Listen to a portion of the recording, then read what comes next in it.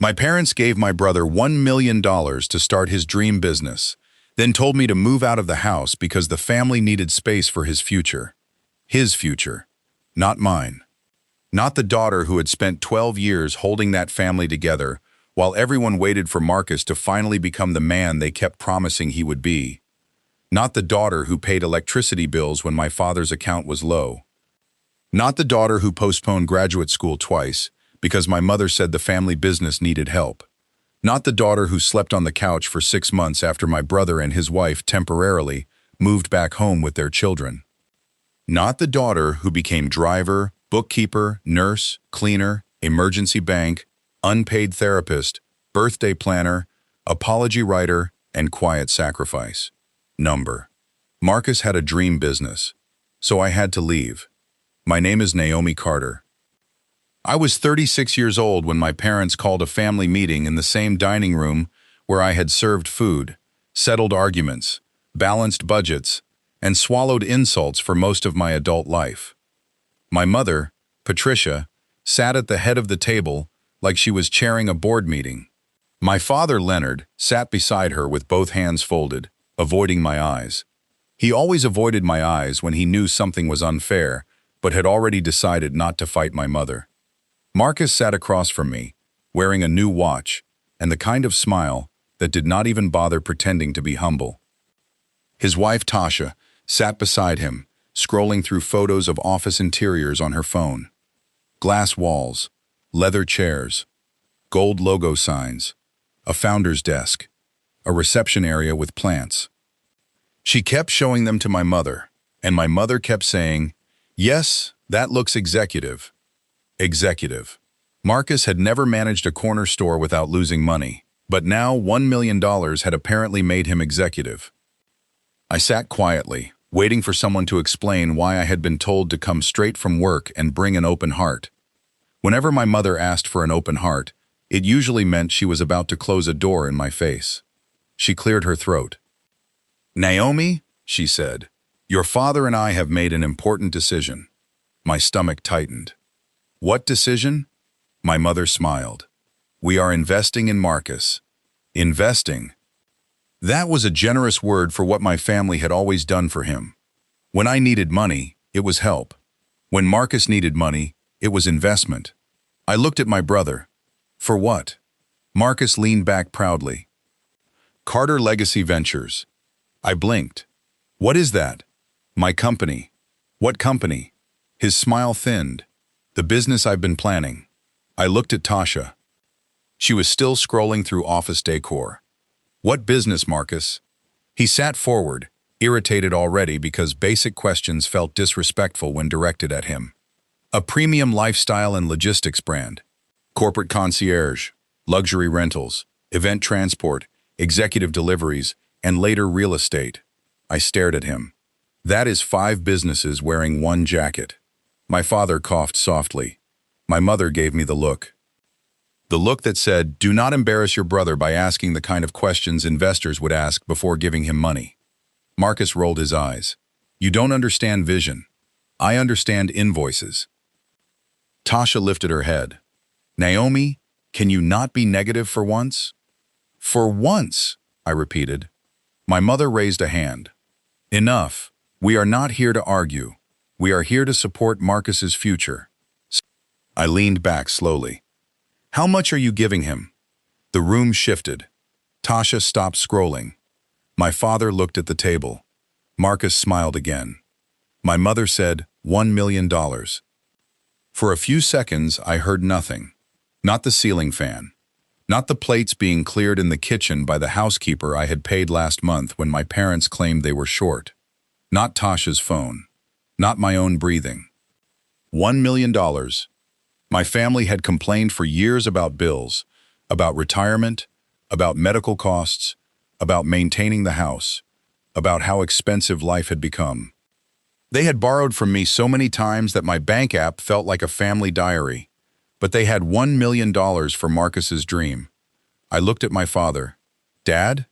He rubbed his thumb over his wedding ring. "We believe this could change the family." The family. There it was again. The family changed whenever Marcus received something, and I was expected to applaud. My voice came out low. Where did the money come from? My mother stiffened. That is not your concern. I laughed once.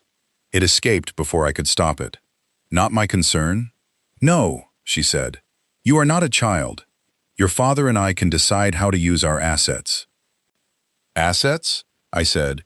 You told me last month you needed help paying the property tax. My father closed his eyes. My mother's face tightened. That was temporary. I paid it, and we are grateful. No, Mom, you are funded. That is different. Marcus slammed his palm on the table. Why do you always make everything about you? I turned to him. Because I am usually the one paying for the things everyone says are not about me. Tasha muttered, Here we go. I looked at her. Yes, Tasha, here we go. Because apparently there is $1 million in this family, and I am just now hearing about it after paying bills I was told were emergencies. My mother stood. You will not speak to us like thieves. I stood too. Then stop acting like my money was needed while hiding yours for Marcus. My father finally spoke. Naomi, sit down. No? His eyes widened slightly. I rarely said no to him like that. That was part of the problem. I turned to my mother. What exactly did you call me here for? Because clearly the decision was already made. My mother inhaled slowly.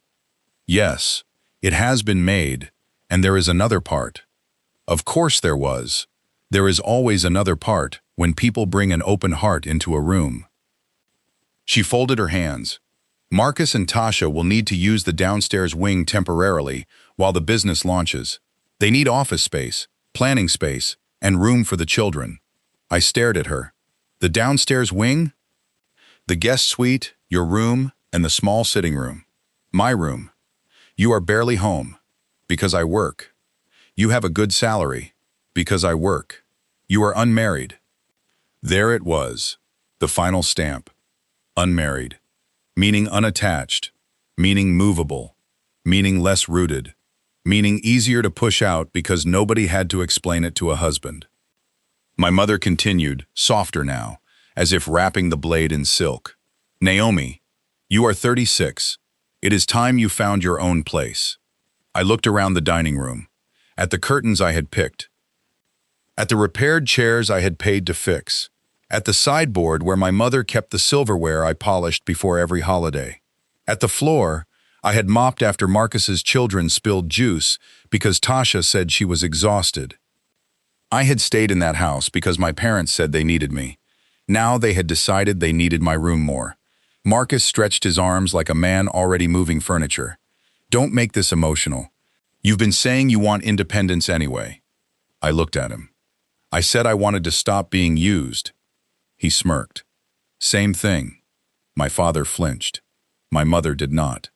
Tasha smiled. Something inside me went quiet. Not weak quiet. Dangerous quiet. The kind of quiet that comes when a woman has carried enough disappointment to finally set it down. I picked up my handbag. When do you want me out? My mother looked surprised. Naomi, don't be dramatic. When?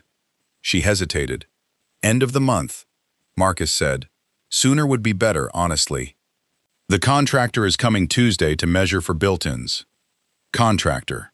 They had already planned my room. Before telling me. I nodded slowly. Good. My father looked worried now. Naomi. I looked at him. No, I understand. Marcus gets $1 million and my room. I get the privilege of figuring out where to sleep. My mother's eyes filled. Baby, we are not throwing you away. No, I said. You are just making space for his future by removing me from mine. I walked to the door. Marcus called after me. Don't come back acting like we owe you something. I stopped, turned, and smiled. That smile scared even me. You're right, Marcus. I won't come back. My mother wiped her face. Naomi, stop. But I was already walking down the hallway. Past the family portraits where Marcus always stood in the middle. Past the framed certificate from his failed business course. Past the photo of me at graduation, half hidden behind a vase because my mother said the frame did not match the decor. I went upstairs to the room that had apparently become office space. I packed 2 suitcases. Not everything. Just enough. Work clothes. Documents. My grandmother's Bible. My laptop. Passport. Bank cards. A box of receipts. Yes, receipts. Because if my family taught me one thing, it was that people who use you always become offended when you remember the cost. By the time I came downstairs, my mother was crying in the foyer. My father stood behind her. Marcus was on the phone already, laughing about floor plans. Tasha was measuring the hallway with her eyes. My mother reached for my arm. "Where will you go tonight?" I pulled back gently. "Don't worry, Mom. I'll figure it out." The sentence landed exactly where I wanted it to. Her face crumpled. I walked out before I could soften. Outside, the night air was cool. I put my suitcases in my car, sat behind the wheel, and shook so hard I could not start the engine. Then I cried. Not because I wanted the room, not because I wanted their money, because my parents had finally said with action what I had spent years trying not to hear. Marcus was their future. I was their backup plan. Before I continue, tell me where you are watching from tonight. And if you have ever watched your family fund someone else's dream while treating your sacrifice like free furniture, stay with me. Because sometimes leaving the house is not defeat. Sometimes it is the first time you stop paying rent in a place where love keeps evicting you. I slept that night in a hotel near the airport. Not a fancy hotel. Not terrible either. The kind with beige curtains, one tired chair, and a vending machine that hummed like it was keeping secrets. I placed my suitcases by the wall, sat on the bed, and opened my laptop. Not because I had a plan yet, because planning was the only thing that kept grief from swallowing me. First, I logged into my bank account, then my savings, then my investment account, then a private folder called Family Transfers. I had started that folder 5 years earlier after Marcus borrowed $10,000 for a temporary opportunity and later claimed I had gifted it because family doesn't invoice family. That sentence changed me. Quietly, I began saving proof. Every transfer, every bill, every property tax payment, every car repair, every school fee, every medical payment, every emergency grocery run, every just until Friday, every loan that became silence. When I added everything, I already knew the number would hurt, but I still was not ready. In 12 years, I had given my family $482,000. $482,000. Not counting time, not counting unpaid labor, not counting sleep, not counting opportunities I delayed because someone else's crisis arrived first. Nearly $500,000 had moved from my future into theirs, and still, when real wealth appeared, Marcus received $1 million while I was asked to leave my room. I sat there staring at the screen until the number blurred. Then I opened another folder. This one was not about them. It was called NC Plan, Naomi Carter Plan. I had created it years earlier and abandoned it many times. Inside were old business ideas, property notes, consulting concepts, savings goals, and one document titled Exit Strategy. I had written that document on a night when my mother told me I was selfish for refusing to pay Marcus's car insurance.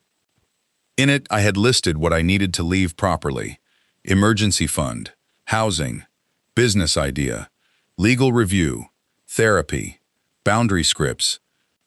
I never followed it because every time I got close, family pulled me back with some new crisis. That night, in the airport hotel, I opened it again. And for the first time, the plan did not feel dramatic. It felt overdue. I worked as a senior operations manager for a national retail distribution company. It was not glamorous, but I knew systems: warehousing, vendor management, inventory flow, delivery problems, staffing schedules, cost control, process redesign. For years, I had helped small businesses informally: a cousin's bakery, a friend's clothing brand, a church pantry, a local grocery store that kept losing money because the owner had no inventory tracking. I could walk into chaos and see the leak. Marcus called that boring. Companies called it operational efficiency.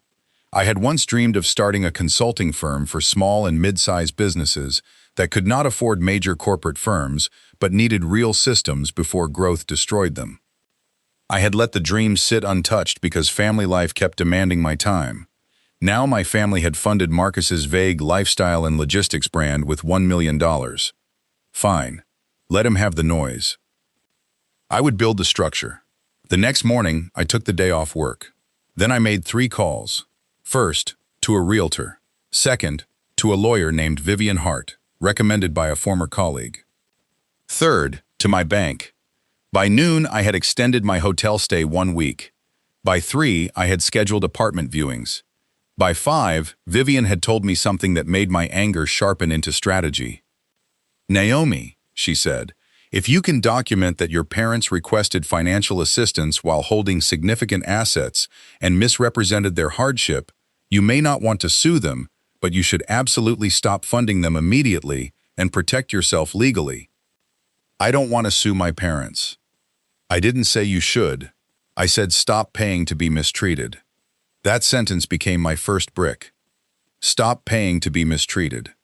I sent one message to the family group chat that evening. I have moved out. I will not be returning to the house. Starting today, all financial support from me stops.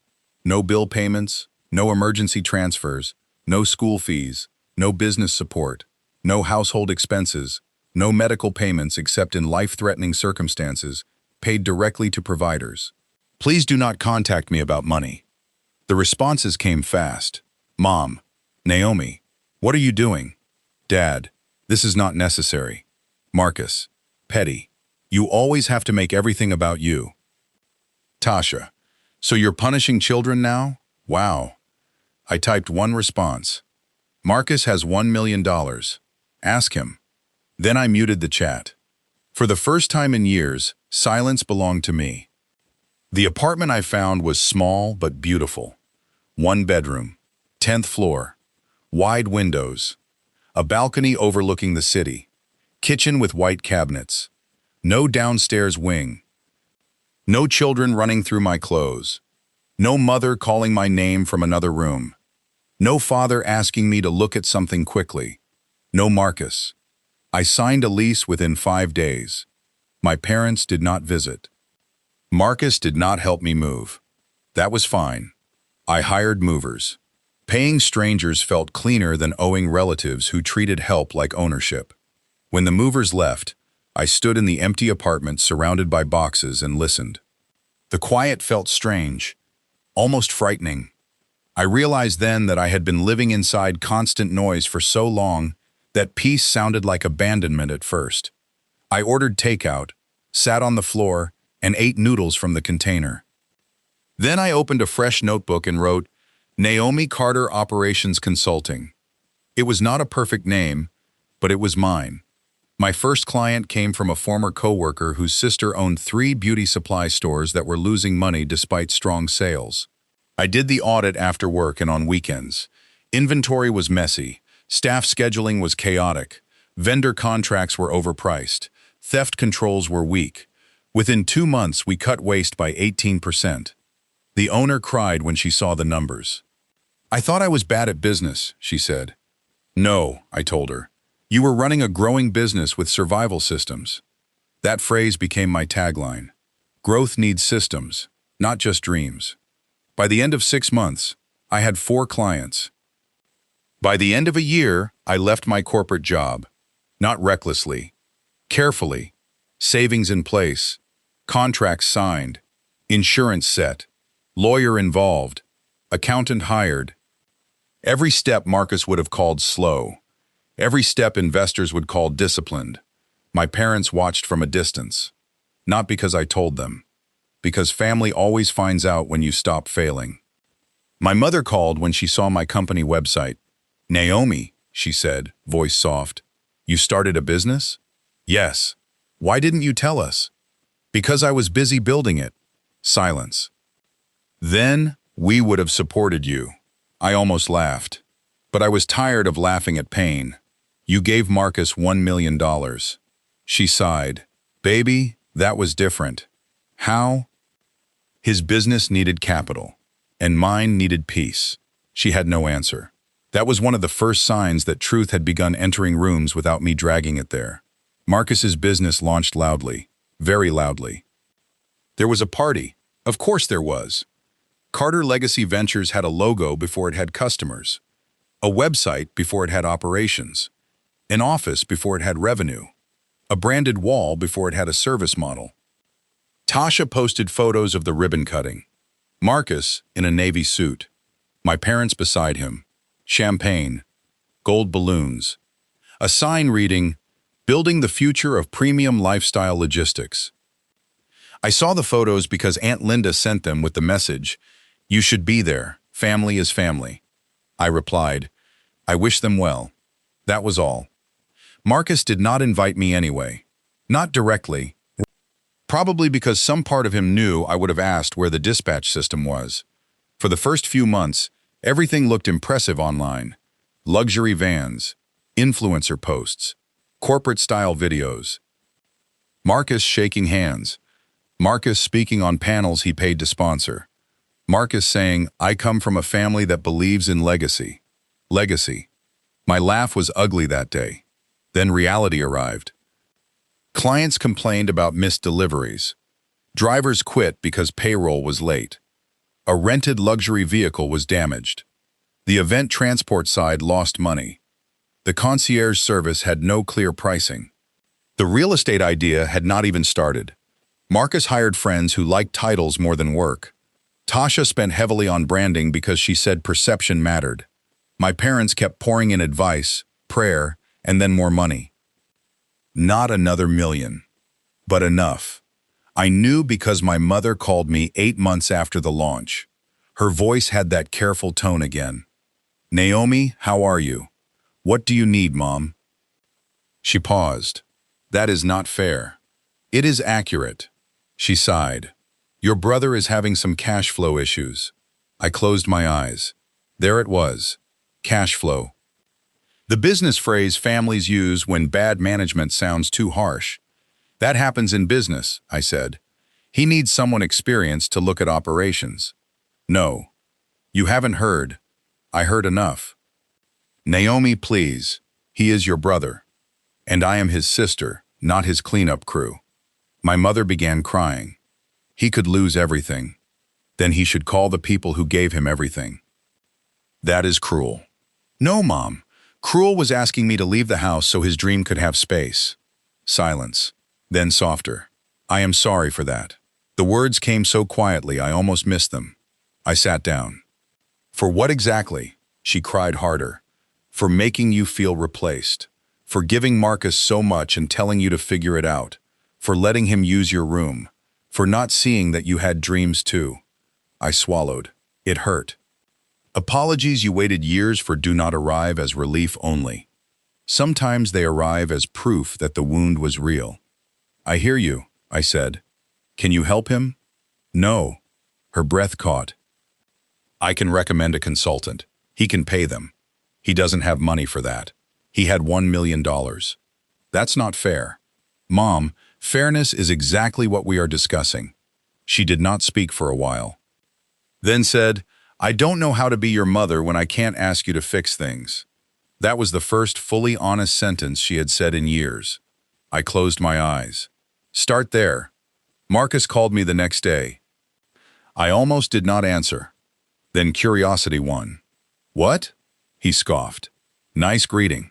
What do you need?" "Why does everybody think I need something?" "Because you call when you do." He went quiet. Then said, "Mom told you?" "She asked me to fix your business." I didn't ask her to do that. I believed him, surprisingly. Marcus had pride. Too much. "I don't need you to fix anything," he said. "Good. But maybe you could look at the books." "No." He exhaled sharply. "Naomi, don't be difficult. There it is." "I'm serious." "So am I. You do this for strangers. Strangers pay me, respect my time, and don't take my bedroom first. He was quiet, then angry. You still on that? Yes, Marcus. Being removed from my home so your fantasy company could have a planning room left an impression. My fantasy company? What else do you call 5 business models, no systems, late payroll, damaged rental vehicles, and a logo wall?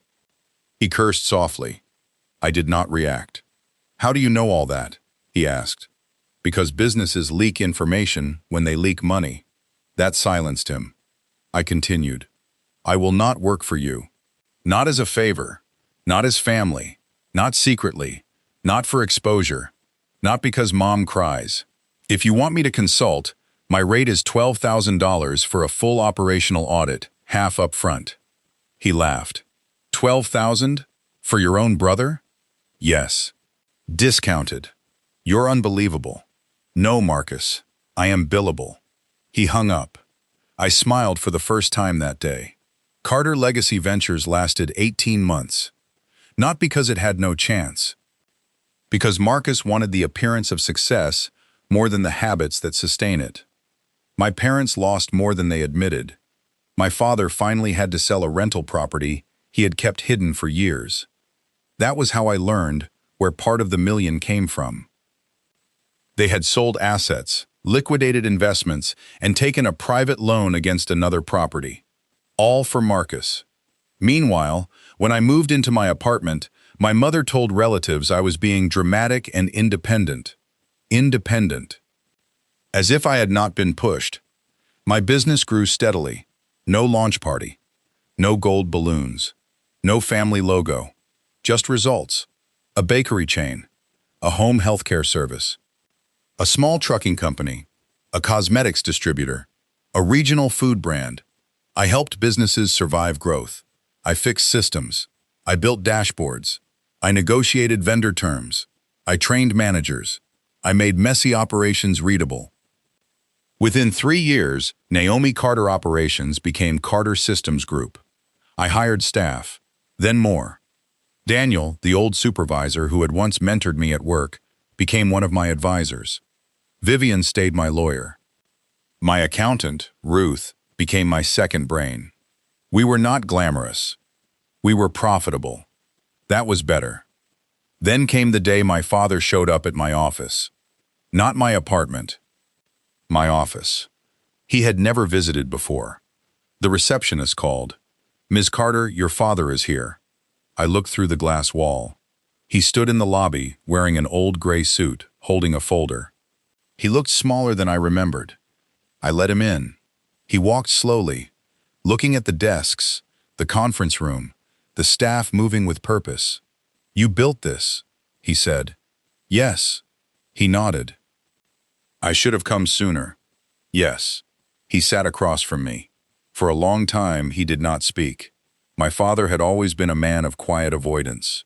That day, the silence felt different. Not avoidance. Preparation. He opened the folder.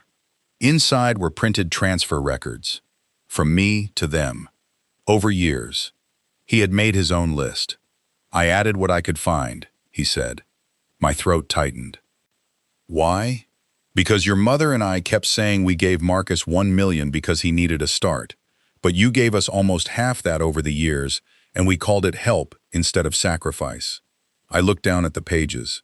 He continued. I was wrong, Naomi. I waited.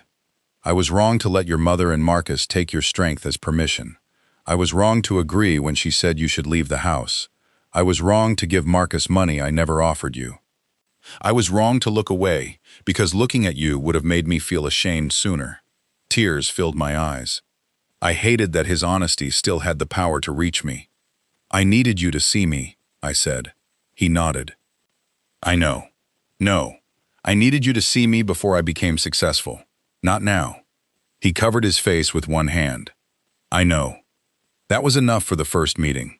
Not forgiveness. Enough. He asked how to begin repayment. I told him I did not need his money. He said, it is not about need. That made me cry. Because for once, someone in my family understood that money is not always money. Sometimes it is acknowledgement with numbers attached. We agreed he would contribute monthly to an investment account in my name for 5 years. Not because I needed it, because he owed the truth a schedule. My mother came later. She cried more, defended herself more, apologized less cleanly, then tried again. Growth is not always elegant. She admitted she had favored Marcus because his failure frightened her. She admitted my competence made it easy to ignore my needs. She admitted she liked being the mother of a son with a big dream more than the mother of a daughter with quiet plans. That one hurt. But I appreciated the truth. What did you think my dream was? I asked her. She looked down. I don't think I asked. There are sentences that summarize a whole childhood. That was one. Marcus resisted the longest. Of course. After Carter Legacy Ventures collapsed, he blamed the economy, vendors, drivers, bad staff, Tasha's spending, our parents' interference, and finally, me. You could have saved it, he said during one argument. I laughed. No, Marcus. I could have extended its suffering. He called me cold. I told him cold systems preserve what heat destroys. He did not appreciate that. But failure humbled him slowly. Not gently. Slowly. He took a job managing operations at a warehouse. A real job, with a boss who did not care about his last name, his vision board, or his mother's belief in his greatness. For the first time, Marcus had to arrive on time for someone else. It improved him more than family ever did. 2 years after his business closed, he asked to meet. I chose a coffee shop near my office. Public, neutral, no family home. He looked nervous when he arrived. That alone was new. He sat down and stared at his coffee. I owe you an apology. I waited. For what specifically? He smiled faintly. Of course. Yes, of course. He took a breath. For taking the million like it proved I was chosen. For letting mom and dad push you out. For using your room. For acting like your work was boring until I needed it. For saying you made everything about you when really, we all made everything about me. My chest tightened. That was a good apology. Ugly enough to be real. I hear you, I said. He nodded. I was jealous. That surprised me. Of me? Yes. I almost laughed. You got $1 million. And still couldn't build what you built with no launch party, no parents clapping, no big office, no applause. I hated that. There it was. The real bruise. Marcus had not only wanted help, he had wanted the story, the chosen son, the founder, the legacy, the man who turned family money into empire. But money cannot become discipline just because parents call it investment. I wanted to look like a success, he said. You wanted to solve problems. That's why you won. I didn't win, Marcus. He looked at me. I left. He nodded slowly. Maybe that was the winning. Maybe it was. Years passed and the old house changed. After I left, Marcus used my room as a planning space for a while, then storage. Then after the business collapsed, it became a guest room again. My mother once asked if I wanted to stay over during the holidays. I said no. Not angrily, just no. That room no longer belonged to me, and I no longer belonged to the version of myself who waited there. I bought my own house 5 years after leaving. Not massive. Not flashy. A beautiful brick home with a wide porch, big kitchen, office, garden, and a small guest cottage I turned into a workshop space for women entrepreneurs. I paid for it with my money, my company's profit, my systems, my patience. The first night, I slept on the floor of the living room, even though I had furniture coming the next day. I wanted to feel the house empty, empty of family noise, empty of entitlement, empty of Marcus's dreams, empty of my mother's voice calling me strong when she meant available. In the morning, I made coffee in a paper cup, stood by the window, and whispered, "Mine." Later, I invited my parents. They came with flowers. My father knocked. My mother cried at the porch. "Naomi," she said, "this is beautiful." Yes, for you. That mattered. For you. Not for the family, Not for Marcus. For me. Marcus came months later with Tasha and their children. He stood in the doorway for a long moment. "This feels like you," he said. I smiled. "It is?" His daughter Lily ran into the garden and asked if the cottage was a playhouse. I said, "No, baby. It's where women build companies." She looked at me seriously. "Can girls build companies?" I knelt. "Yes, and they do not have to leave their room for someone else's dream first." The adults went quiet. Good. Some lessons should be overheard by the next generation. Carter Systems Group grew into a respected operations firm. We never became flashy, but we became trusted. My favorite clients were women who had talent, but no structure, vision, but no systems, skill, but no support. I created the Figure It Out Fund for women who had been denied family support, but needed startup strategy, legal setup, accounting help, or operational plans. Not handouts, foundations. At the launch, I told the story without names. I said, "Many women are told they are strong when people do not want to help them. Many are told they will figure it out while others receive checks, rooms, applause, and belief. This fund is for the woman who did figure it out, but should not have had to do it alone." My mother sat in the back and cried. My father held her hand. Marcus stood near the wall, quiet. Afterward, he said, "That was about us." Yes, it hurt. It should. He nodded. "I'm glad you said it. That was growth. Real growth does not always defend itself." My parents never fully became fair in the past because no one can go back and reparent their grown child. But they became more honest in the present. They stopped asking me for money. They respected my home. They asked about my business before telling me about Marcus's job. Small things. Late things. But things. I learned not to need their fairness in order to be whole. That was the greater freedom. Because for years, I thought healing meant they would finally see me and give me what I had missed. But sometimes healing is realizing you can mourn what you did not receive without staying hungry at the same table.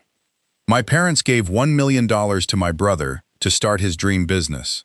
So I left the house. People may hear that and think leaving was surrender. It was not.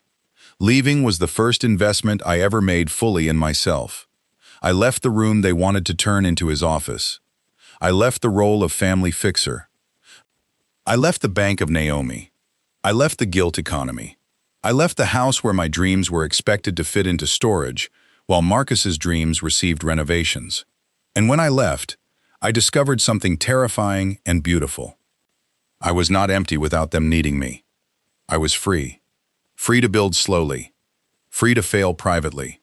Free to spend my money on my own future. Free to sleep without waiting for someone's emergency. Free to answer my phone or not. Free to become more than the strong daughter. If you are listening and your family has chosen someone else again, funded someone else again, praised someone else again, while telling you that you are capable enough to go without, hear me clearly.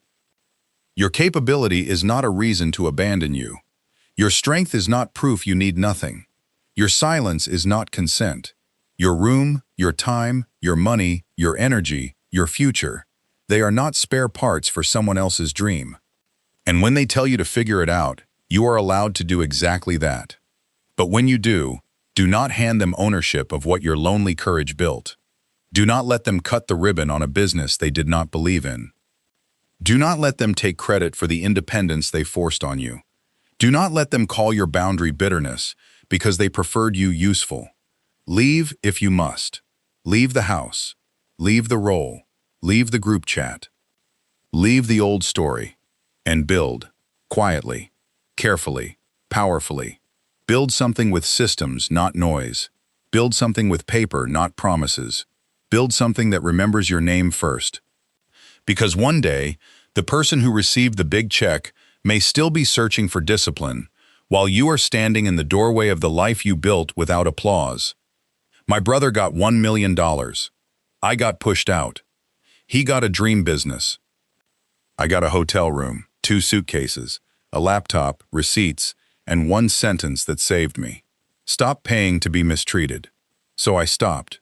Then I built. And when I finally bought my own house, no one had to move out for me to become myself.